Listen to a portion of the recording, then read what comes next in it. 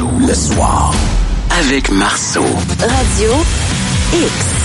418-670-9098, 418-670-9098, 1-877-440-2464, c'est le numéro de téléphone pour nous joindre. On est mercredi, et le mercredi, c'est la chronique de l'enquêteur du paranormal, Christian Page, christianpage.ca. Salut! Salut Yannick! Est-ce que t'as des tatous? Non, j'en ai pas. Non, t'entendais notre conversation tout à l'heure entre moi et Raphaël. On est deux tatoués. Pour ce qui est de Raphaël, c'est un peu plus apparent. Pour moi, ça paraît pas du tout. À moins que tu me vois en speedo, mon cher Christian. OK. Ouais. Non, comme tu l'as mentionné plus tôt dans l'émission, moi, je suis de la génération des... j'ai 50 ans, puis à mon époque, quand on était adolescent, les tatous étaient réellement quelque chose qu'on retrouvait ou dans les milieux criminalisés, là, les gangs ou les motards, ou bien encore dans le milieu carcéral. Donc, on s'identifiait là, en fonction de ces tatous-là. Mais dans mon milieu, dans le milieu des jeunes, là, mettons, les jeunes de la rue, on voyait pas ça, des tatous. C'était l'époque, les cheveux longs puis les boucles d'oreilles. Tu te rappelles de ça? Oui, je l'ai vécu. Je l'ai vécu dans les années 80. Moi, j'ai eu bout d'oreille sur la langue. Et j'ai eu bout d'oreille sur les deux oreilles. Mais dis-le donc à Christian, pourquoi t'as eu la boucle d'oreille sur la langue? Non, moi, c'était pas une boucle d'oreille sur la langue. Moi, c'était une boucle d'oreille à l'oreille. Et c'était essentiellement parce que, j'étais fan de Johnny Hallyday. Johnny Hallyday avait une boucle d'oreille, tu sais, fait que, t'as 13-14 ans, on veut ressembler à notre idole, tu sais, fait que je m'étais fait percer l'oreille, puis là, je me promenais avec ma boucle d'oreille, j'étais tellement content, t'sais. Ça a duré un temps, là. Ton père, qu'est-ce qu'il a dit quand il était avec une boucle d'oreille? Disons que j'avais pas de parents, là, tu sais. Ça y est, mon fils est gay. Ça a pas posé trop de problèmes, non. Ça a pas été ça, c'était comme...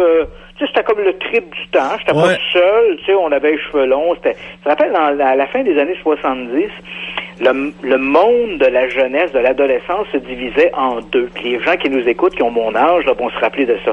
Il y avait pas 1000 catégories, là. T'étais ou bien un disco, ou t'étais un freak. C'était comme les deux, un freak ou un disco. Si c'était un disco, là, évidemment, t'écoutais les Bee Gees, puis t'allais voir Saturday Night Fever, là, tu sais, là, puis tu t'essayais de danser comme John Travolta. Et si t'étais un freak, ça t'identifiait que t'écoutais de la musique rock, là, tu sais, t'écoutais Led Zeppelin, Pink Floyd, puis ce genre de trucs-là, tu sais. Moi, j'étais plutôt dans la catégorie des freaks, là, tu sais, donc cheveux longs, boucles d'oreilles, avec des amis, évidemment. J'écoutais pas du Johnny Hallyday avec mes amis. Là. On écoutait à l'époque les groupes très populaires auprès de la jeunesse. C'était Led Zeppelin, Kiss, Deep Purple. C'était des groupes qui marchaient très fort à cette époque-là. Donc, je m'identifiais plutôt à ce type d'individu. Mais non, à l'époque, pas de tatouage et pas de piercing, ça n'existait pas. Les seuls piercings, ça restait encore les boucles d'oreilles. Donc, pas de piercing sur la langue, sur le corps ou dans les parties intimes. Là. Puis, c'est vrai, il y en a aussi dans les parties intimes maintenant. Oh que oui. Rien qu'à y penser, mais sans te faire un peu les jambes. Ça fait comme, hein? Attends une minute, là, tu sais, ouais. Mais il y en a qui aiment ça. Pour ce qui est de la chronique de l'enquêteur du paranormal, aujourd'hui, on parle de quelque chose de très particulier. On parle d'une étrange histoire de sexe et de jeans. Oui, de jeans. On parle pas de gin, pas de l'alcool. Mais il faut savoir que dans la culture de l'islam, il y a des formes d'esprit démoniaque, malfaisants, qui s'appellent des djinns. Hein. Dans la religion catholique, ce sont les démons, le diable et les démons, alors que dans l'islam, ce sont des djinns. Et le phénomène de la possession est également possible dans l'islam, mais t'es possédé évidemment par un djinn. Et là, voilà qu'on a une histoire. En fait, c'est une histoire qui pourrait être dramatique, mais qui, dans le cas présent, est presque cocasse. Il faut savoir que l'affaire, c'est une vidéo qui a été mise en ligne il y a quelques jours par un imam en Grande-Bretagne. Donc, on ne connaît pas exactement le lieu, mais on sait que c'est en Grande-Bretagne. L'imam met donc cette vidéo en ligne. Et l'idée, bien sûr, est de dénoncer la sexualité, la promiscuité en dehors des liens du mariage. Et là, la vidéo nous montre un couple qui est soumis à un ruqya. Un ruqya, c'est le rituel de l'exorcisme, mais dans l'islam. Et donc, ces gens-là, l'idée, en fait, il faut comprendre le contexte. Ces gens-là ont raconté à leur imam que ce sont deux jeunes personnes, deux jeunes adultes qui se fréquentent, qui ne sont pas mariés, donc ils ont une relation chaste. Mais voilà que le 14 février dernier, Dieu seul sait, ou qu'il y a que Allah qui le sait, ce qu'ils ont regardé ce soir-là ou ce qu'ils ont consommé. Ouais. Mais quoi qu'il en soit, ils se sont livrés à des actes sexuels. Alors là, ils ont raconté à l'imam qu'après avoir consommé cette relation charnelle, elle, la femme, se serait mise à parler d'une voix gutturale en disant « more, plus, encore et encore ». Et là, apparemment, toujours selon le contexte, elle, ce qu'elle ignorait, c'est qu'elle était possédée par 2 djinns. Ah ben oui. Et dès que la sexualité a révélé ses djinns, l'un de ces djinns est sorti de son corps et s'est emparé de son compagnon, qui aussitôt s'est mis à parler aussi avec une voix gutturale, réclamant lui aussi plus de plaisir avec more. Bon, voilà. L'histoire ne dit pas s'ils ont consommé davantage, mais comme ils étaient tous les deux pris de convulsions et de cette curieuse déviance dans le langage, ils ont donc décidé d'aller voir l'imam, qui lui a considéré à ce moment-là qu'ils étaient possédés et a donc procédé au rituel. Alors, je t'ai envoyé une petite bande audio, et sur la bande audio, on va entendre l'imam qui parle, et si on porte attention, on entend à l'arrière-plan cette voix qui dit « more ». En fait, c'est la voix du possédé, entre guillemets. Et tu vas voir, le rituel fonctionne bien. Qu'il est grand, le mystère de la foi, hein, parce que après à peine 25 secondes de rituel, on va entendre le même possédé qui dit « I'm leaving, je quitte ». Donc, il aura fallu un rituel d'une 30aine de secondes, finalement, pour libérer ce pauvre homme aux prises avec son djinn. Ya ma'ashara al-jinn, more of what? Tell me, where did you come from? Where did you come from? From her. Why you either leave this body or I'm going to kill you today. Leave this body for your own good. Wallahi, I'm warning you. Because if you do not, we will kill you. Fair enough? وَلَقَدْ ذَرَأْنَا لِجَهَنَّمَ وَلَقَدْ ذَرَأْنَا لِجَهَنَّمَ وَلَقَدْ ذَرَأْنَا لِجَهَنَّمَ وَلَقَدْ ذَرَأْنَا لِجَهَنَّم You're gonna leave? You're gonna leave? Yes. Bismillah. Leave through the left hand. Leave through the left hand. Make yourself small. Make yourself small. Leave. Right now. The left hand. Leave through the left hand. Bismillah, leave. Mais n'importe qui chanterait comme ça, Christian, ferait fuir tout le monde. Moi aussi, je dirais, je quitte. Je quitte. Effectivement. Bon, écoute, je sais pas si ça t'a convaincu, mais bon, c'était ce rituel, en fait, presque cocasse. C'est toujours surprenant de savoir que j'écoute ça, puis je me dis, mais où est-ce qu'ils prennent leurs idées pour nous faire croire n'importe quoi comme ça? Écoute, on peut se demander, dans un premier temps, on peut se demander, est-ce que tout ça était bien réel ou est-ce que c'est une vidéo de propagande mise en ligne par l'imam, parce qu'évidemment, le couple n'est pas identifié, l'imam ne s'identifie pas en fonction là, d'une mosquée particulière. Et le fait que les gestes reprochés ont été faits le 14 février, comme pour dire que cette journée-là, c'est une journée qui est épouvantable. Donc, bien sûr... donc, on a tout un contexte dans lequel on peut se dire qu'il est permis de douter de la réalité de l'événement, mais qu'il s'agit peut-être d'une vidéo de propagande, mais tout ça pour dire qu'on le voit, oui, dans l'islam, ce phénomène de la possession, on peut être tourmenté par des esprits malfaisants qui sont les djinns, et que oui, il y a des rituels qui peuvent accompagner ça. Maintenant, est-ce qu'il faut vraiment, s'il fallait que tout le monde soit possédé par des djinns parce qu'ils ont consommé en dehors des liens du mariage, je pense que l'enfer serait pavé d'individus, serait surpeuplé. Raphaël est rempli de talent. Oui? J'aimerais lui apprendre un nouveau métier, celui d'exorciste. Est-ce qu'elle pourrait le faire, ce métier-là? Puis ça paye combien? Tu vois, écoute, c'est une nouvelle, presque, pas dans le même cadre que notre première histoire de djinn, mais écoute, on reste effectivement dans ces ces possessions, ces tourments par le diable. Ouais. Il y a quelques semaines, on en avait parlé en ondes, il y avait l'Église catholique d'Irlande avait lancé une espèce de cri d'alerte en disant, écoutez, il n'y a plus suffisamment d'exorcistes dans le pays pour répondre à la demande de soi-disant cas de possession diabolique. Et à ce moment-là, on demandait éventuellement qu'il y ait de nouvelles formations ou que l'Église réagisse à cette multiplication de cas de possession diabolique.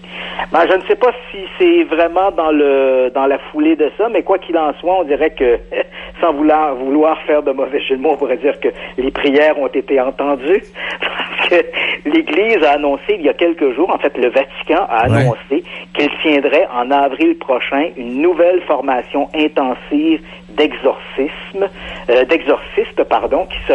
qui se déroulera à Rome. Et la personne en charge sera le père Benigo Palila, qui est l'exorciste en chef du Vatican, parce qu'il faut savoir que celui que les gens ont bien connu, Dom Gabriel Amort, bien connu, c'est-à-dire que pendant une vingtaine d'années, 30 ans même, Dom Gabriel Amort était l'exorciste en chef du Vatican. C'est un type qui était très flamboyant et qui aimait beaucoup les médias. Moi, je l'ai rencontré à une reprise, j'ai fait une entrevue avec lui. Ouais. Et écoute, c'est un type qui savait utiliser la caméra pour livrer son message. Hein. Toutes les 20 ou 30 secondes, il sortait son crucifix, il plantait devant la caméra.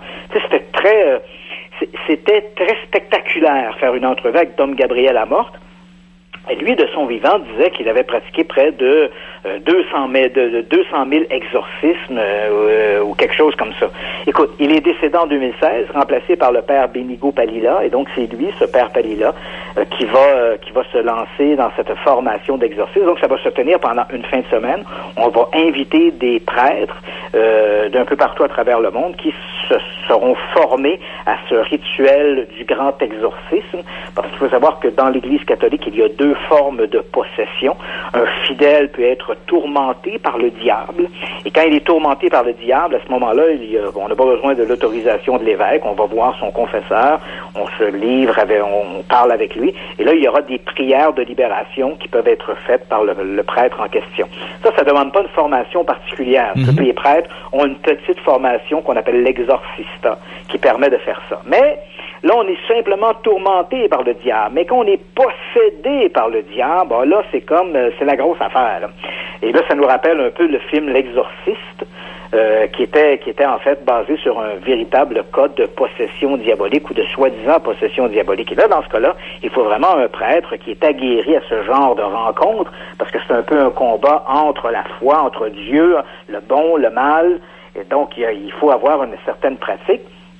Et là, donc, ces prêtres-là, en avril, seront formés à ce grand rituel de l'exorcisme pour pouvoir mieux affronter les forces des ténèbres.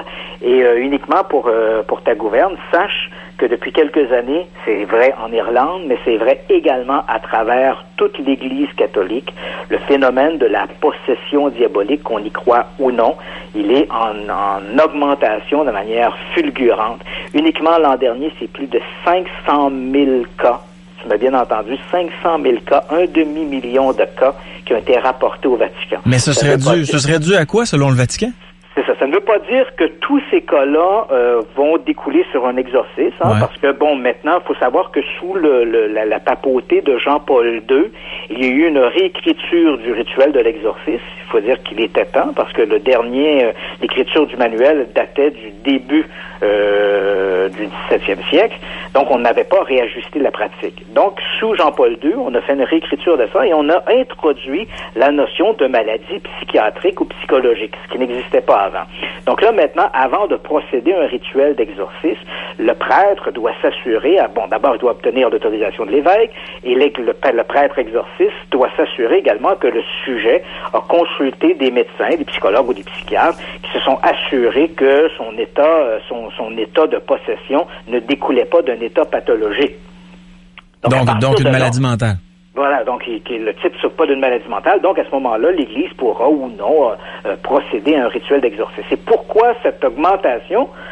Elle est évidemment difficile de connaître, mettre le doigt sur le bobo, mais l'Église accuse bien sûr la multiplication d'abord de l'Internet et la promotion de de toutes sortes de cultures, en fait d'une culture de l'occulte et du mystérieux. Donc les phénomènes paranormaux ont énormément la cote. On ne compte plus le nombre d'émissions de télé où on parle d'entités, de fantômes, même des ouvrages qui s'adressent à la jeunesse, comme des trucs comme Harry Potter, font un peu la promotion de la sorcellerie, des forces des ténèbres. Alors pour l'Église, évidemment, tout ça serait des éléments qui contribuent à cette augmentation des soi-disant cas de possession diabolique. Combien de temps ça prendrait, Raphaël, pour faire cette fameuse formation? Ça m'intéresse, là. C'est un week-end, Un week-end intensif, mais il faudrait d'abord que Raphaël entre chez les sœurs. Et je suis pas convaincu que les sœurs sont autorisées à pratiquer le rituel de l'exorcisme. Et je pense pas que les sœurs sont autorisées à avoir des tatouages comme les miens. Ouais, et je pense que les sœurs, je pense qu'ils vont t'exorciser avant. Oui. Pourtant, t'es si pur. Ah non, pas tant que ça, finalement. Pas tant que ça. Hey, on parle d'un musée d'objets hantés, puis depuis que je te connais, que j'ai eu la chance de te rencontrer, tu m'as amené quelques objets, puis la dernière fois que tu étais passé en studio avec un objet qui a fait peur à des gens, c'était la fameuse boîte à G-Book. Ouais, la boîte à G-Book est probablement l'objet le plus le plus convoité, je dirais, dans cette catégorie d'objets hantés. Ouais. C'est une espèce de boîte, c'est un cabinet à vin qui date du milieu du 20e siècle, qui a été transformé en espèce d'hôtel, visiblement dans la culture pour la culture hébraïque. Parce que faut savoir que les dibouks, on a parlé tantôt des djinns dans la culture de l'islam. Oui. Chez les catholiques, on parle des démons, du diable. Dans la culture hébraïque, chez les Hébreux, on parle d'un dibouk. Un dibouk, c'est un esprit malfaisant. Donc, cette fameuse boîte, ce cabinet à vin, une longue histoire. En fait, il a été acheté au début des années 2000 par un antiquaire de la côte ouest américaine. Ensuite, lui, il s'en est débarrassé parce que il disait que la boîte en question était comme hantée là par cet esprit dibouk, parce que bon, quand il l'a acheté, les gens de qui le type a acheté la boîte, lui, ont dit « Ah, t'as acheté la boîte à Dibouk ». Ils ont raconté une histoire que ça appartenait à la grand-mère et la boîte était fermée. Puis on me disait qu'il y avait un Dibouk à l'intérieur. Notre antiquaire en question ramène la boîte chez lui, l'ouvre, libère apparemment le Dibouk et à partir de là, sa mère décède. Les employés de la boutique de l'antiquaire se plaignent de toutes sortes de manifestations surnaturelles. Quoi qu'il en soit, la boîte se retrouve en 2003 sur eBay et elle va avoir 3 propriétaires entre 2003 et 2016 et le dernier propriétaire en 2016, c'est moi. Et cette boîte-là, faut savoir qu'elle a inspiré en 2012 le film La Possession, qui met en vedette Jeffrey Dean Morgan et qui raconte l'histoire de ce père divorcé avec ses 2 fillettes qui achète à un moment donné dans une vente de garage, il achète une boîte qui contient un esprit maléfique. Donc ce film-là est basé sur l'histoire de cette boîte à Dibouk. Ouais. Et c'est toi qui l'as. Qui maintenant est chez moi. Je l'ai amené une fois en studio. Oui. Je sais pas si depuis t'es comme aux prises avec des convulsions, puis tu parles avec une voix gutturale, mais enfin on a comme libéré le Dibouk. Ouais, la bonne nouvelle là-dedans, c'est que c'est pas moi qui l'avais ouvert ce coup-là. Non, effectivement. Ouais. Et ce qui est intéressant, c'est que avant cette histoire de boîte à Dibouk, parce que l'objet, comme je t'ai mentionné, a passé entre les mains de 4 propriétaires, il a inspiré un film. Depuis cette histoire de boîte à Dibouk, il y a eu énormément d'objets qui s'est retrouvés sur eBay. Qui se sont retrouvés sur eBay avec, bien sûr, cette étiquette de hanté. Donc, une poupée hantée, un vase hanté, une boîte hantée, une brosse hantée, à peu près tout ce qui est imaginable, bien sûr, s'est retrouvé sur eBay avec cette notion de l'objet hanté. Évidemment, difficile de savoir si le miroir ou la poupée ou la brouette est hantée, mais visiblement, il y a un marché pour ça. Et ce qui nous amène à cette nouvelle, donc, on se trouve en Angleterre, on est à 50 kilomètres à l'est de Birmingham, et là, il y a un type qui s'appelle Neil Packer, qui, lui, collectionne depuis quelques années des objets que l'on dit hantés. Encore une fois, on ne se prononce pas à savoir si c'est vrai ou non. Ces objets ont la réputation d'être hantés. Et au fil des ans, donc, il a collectionné, il a colligé plus d'une 50aine de ces objets qui vont d'un fauteuil roulant à une poupée, en passant par une lampe, etc., etc.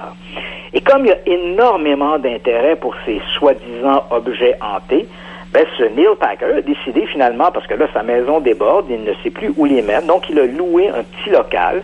Et dans ce local, il va mettre ses objets en présentation et les gens qui visiteront cette ville de Hinckley en Angleterre pourront faire un petit détour et visiter ce local et peut-être, ou pour les plus braves d'entre eux, manipuler les soi-disant objets qui, dit-on, seraient hantés par des esprits, maléfiques ou non. On parle de la poupée maléfique au fauteuil roulant maudit.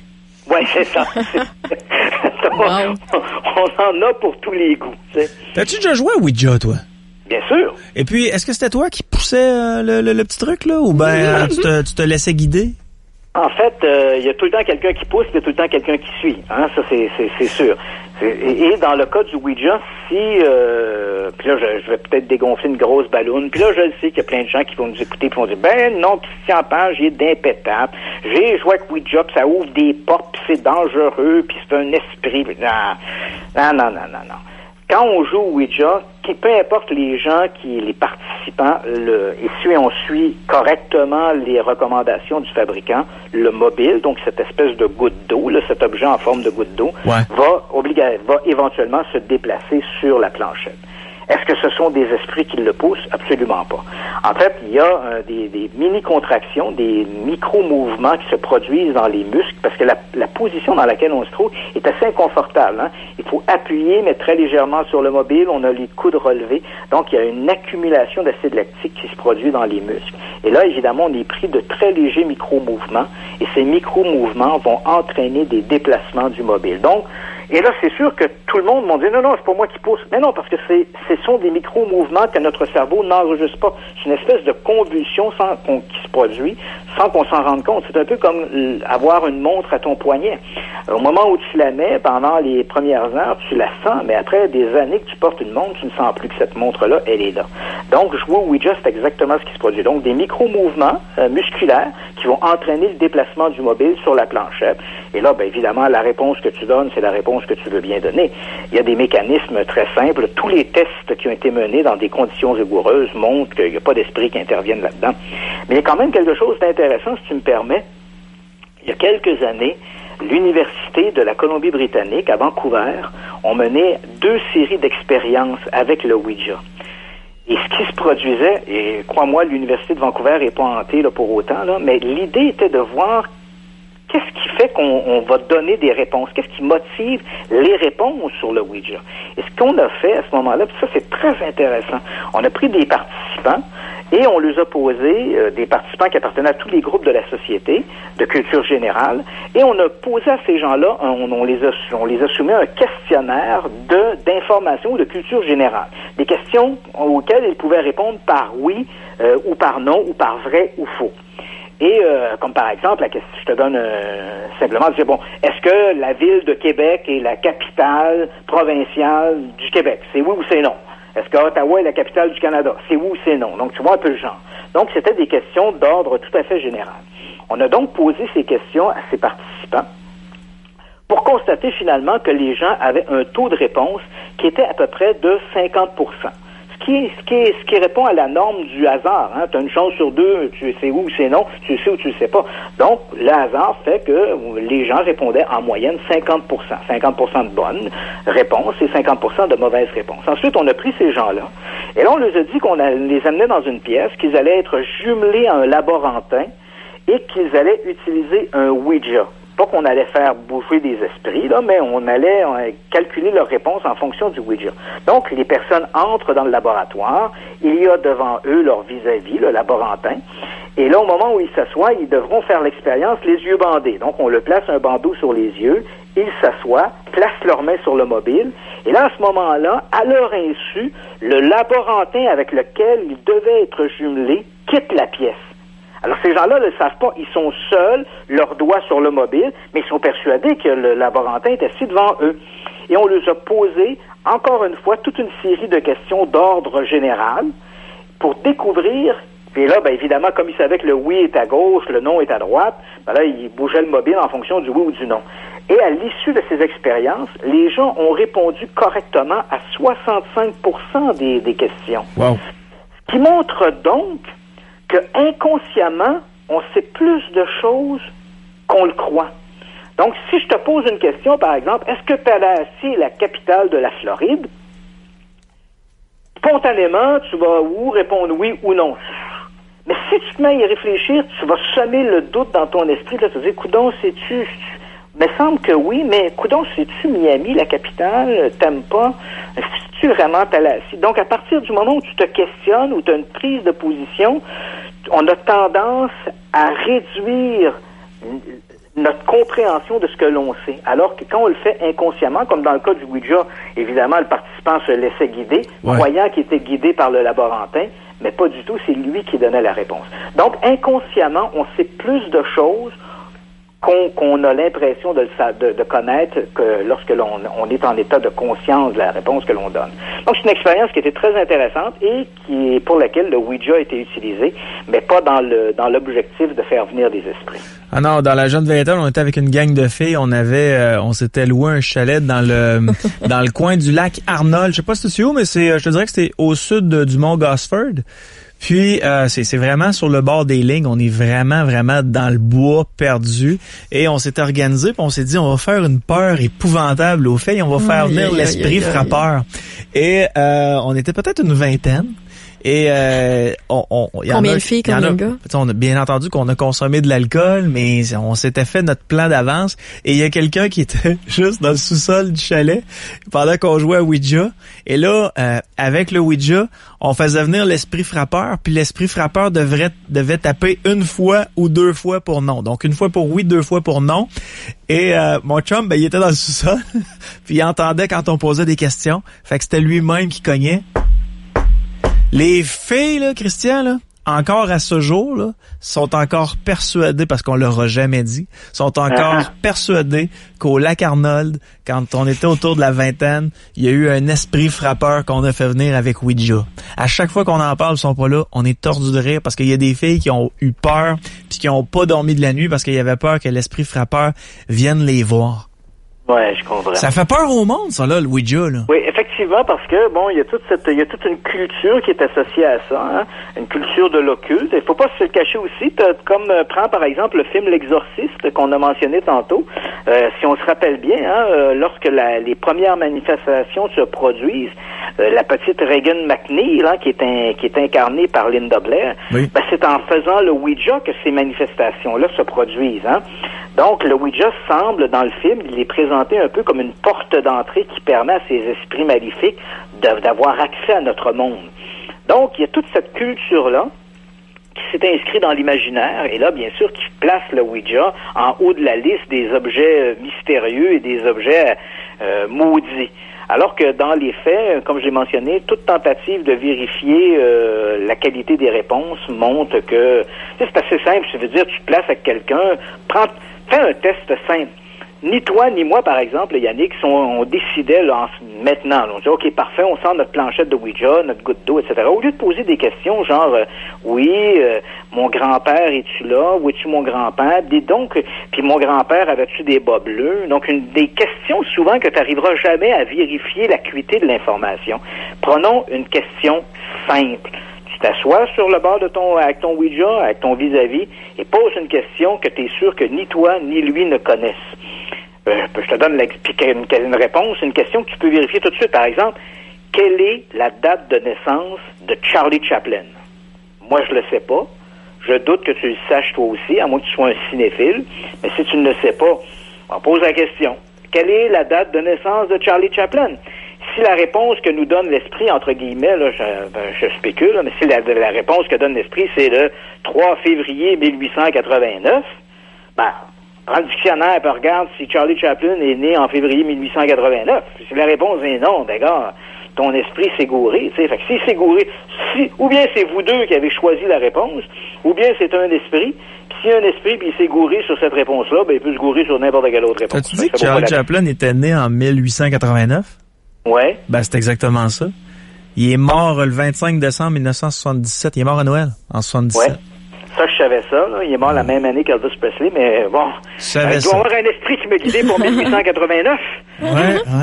À moins que tu aies la réponse en face de toi. Non, pas du tout. Non? J'ai lancé ça comme ça. Ton cerveau m'énerve. Ah ouais, c'est ça. On parle maintenant du sonneur d'alerte Paul Hellyer, qui en remet encore. Mais oui, écoute, j'en parle comme ça parce que c'est devenu presque amusant. Parce que ici, on est en présence d'un beau symptôme d'autorité, hein.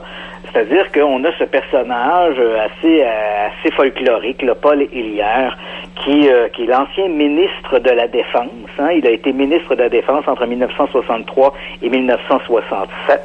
Et ensuite de ça, il a été ministre des Transports. On parle ici sur la scène fédérale. Donc, ce Paul Héllière est depuis quelques années à peu près sur toutes les tribunes où on parle d'OVNI. Donc, et il va de discours qui sont tout à fait extraordinaires, là. Il raconte que la Terre est visitée par à peu près 80 espèces d'extraterrestres qui sont regroupées en 4 types d'extraterrestres. Il y a les petits gris, les grands gris, les blonds, les reptiliens. Et là, il te raconte des histoires, là, mais tout à fait abracadabrantes. Et à chaque fois qu'il s'exprime, évidemment, tout le monde regarde ça en disant « ça doit être sérieux, c'est l'ancien ministre de la Défense ». Une minute, là, Paul Héllière, aujourd'hui à 94 ans, n'est plus le Paul Héllière des années 60. Et il faut quand même le savoir aussi, son intérêt pour les ovnis est un intérêt relativement récent. Il a commencé à s'intéresser aux ovnis uniquement au milieu des années 1990. Donc, longtemps après avoir quitté la politique active, à l'époque où il était ministre de la Défense, il s'est jamais intéressé à la question des ovnis. Ça lui passait par-dessus la tête. Moi, je me rappelle avoir rencontré Paul Héllière à un moment donné à Ottawa, il y a quelques années, et c'était assez amusant parce qu'il y a eu au Canada, sur la scène fédérale, il y a eu 2 projets d'enquête sur les ovnis dans les années 50. Un au ministère des Transports et l'autre au ministère de la Défense. Donc, Paul Héllière a été ministre de ces deux départements-là. Et je demande à Paul Héllière, je dis, durant les années 50-60, il y a eu 2 projets d'enquête sur les ovnis, est-ce que vous pouvez m'en parler? Et Paul Héllière était complètement ignorant de ça. Donc, un projet au ministère des Transports qui s'appelait Projet Magnet et un projet au ministère de la Défense qui s'appelait Projet Second Story. Paul Héllière n'était pas au courant de ça. Donc, à part les 2 noms qui lui disaient vaguement quelque chose, il n'avait aucune connaissance du contenu de ces rapports-là, des documents de l'enquête. Il ne savait rien. Donc, Paul Héllière a commencé à s'intéresser aux ovnis au milieu des années 90. Ses sources d'informations sont les mêmes que celles de nombreuses personnes, c'est-à-dire l'Internet. Il s'en va là-dessus, et là, il discute à gauche, à droite, va sur des sites de complot, parle avec des complotistes, et là, il se forme une idée. Mais à chaque fois qu'il s'exprime, évidemment, les médias, la presse en général, ne manquent pas de nous souligner que c'est l'ancien ministre de la Défense. Mais so what, on s'en fout complètement parce que son discours n'a rien à voir avec ça. Et c'est exactement ce qui vient de se produire. La semaine dernière, Héllière a donné une entrevue à un journal britannique. Un journal, le Daily Star, qu'il faut pas se le cacher, est une espèce de tabloïd qui aime bien des nouvelles à sensation. Et là, donc, on parle avec Paul Héllière, et là, il dit comme ça, il lance « Je sais de sources sûres », mais bon, ces sources sûres sont des gens comme lui qui sont derrière un écran à taper n'importe quelle bêtise. Il dit « Bon, ben voilà, les gens parlent souvent d'une possible invasion par des extraterrestres. Laissez-moi vous dire qu'on n'a rien à craindre d'une invasion extraterrestre, parce que si les extraterrestres débarquent, les Américains ont déjà en main des super missiles qui seraient capables d'abattre n'importe quel ovni. Et non seulement ils pourraient abattre ces ovnis, mais ces missiles ont été développés à partir d'une technologie extraterrestre qui est tombée entre les mains du gouvernement américain et de l'armée américaine lors de nombreux crashs d'ovnis aux États-Unis que les militaires américains auraient récupérés, amenés dans une base secrète, auraient fait de la rétro-ingénierie, donc ils auraient déboulonné ces objets pour voir comment ils fonctionnaient, pour récupérer cette technologie et l'appliquer sur des systèmes de défense. Paul Héllière va même plus loin. Non seulement les Américains auraient fait de la rétro-ingénierie sur des engins écrasés au sol, mais ils auraient également des ententes et des échanges avec des extraterrestres bien vivants avec lesquels ils auraient des contacts et échangeraient de l'information. Donc, si des méchants extraterrestres devaient arriver, à en croire Paul Héllière, on n'a rien à craindre parce que les Américains ont déjà une batterie de missiles prêts à nous protéger. Je me pose souvent cette question-là quand il y a des gens qui, après leur carrière, décident de sortir et de raconter toutes sortes d'histoires, que ce soit des théories de la conspiration ou encore dans le cas de Paul Hillier, c'est vraiment les extraterrestres. Est-ce que lui a un avantage pécunier à tout ça, de sortir ce genre d'informations-là, de parler à tout le monde des extraterrestres, puis... Tu vois, il a écrit 2 bouquins, dont un qui s'appelle Money Mafia, que j'ai lu, qui est en fait un racontage de n'importe quelle rumeur, les Illuminati au pouvoir, c'est n'importe quoi.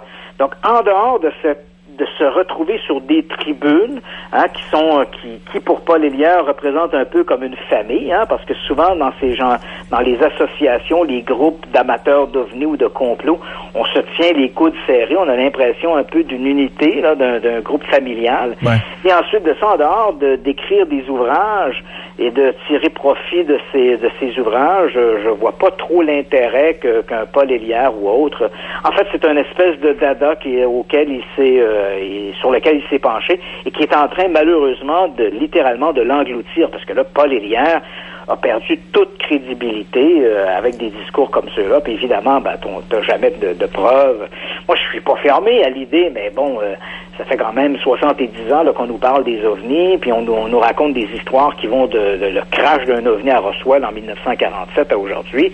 On peut-tu à un moment donné avoir une photo claire? On peut-tu à un moment donné avoir un petit bout de la soucoupe? Ouais. On voudrait bien avoir quelque chose. Mais on n'a jamais rien. C'est toujours des photos floues. C'est drôle, là. Malgré l'avènement d'appareils photo de plus en plus sophistiqués, là, les iPhones, ils arrivent avec des millions de pixels. On n'a jamais une photo floue. On a des bonnes photos floues, on a des bonnes photos claires de n'importe quoi. Des actes terroristes, une bombe qui explose, un avion qui s'écrase. On a toujours des bonnes photos de ça.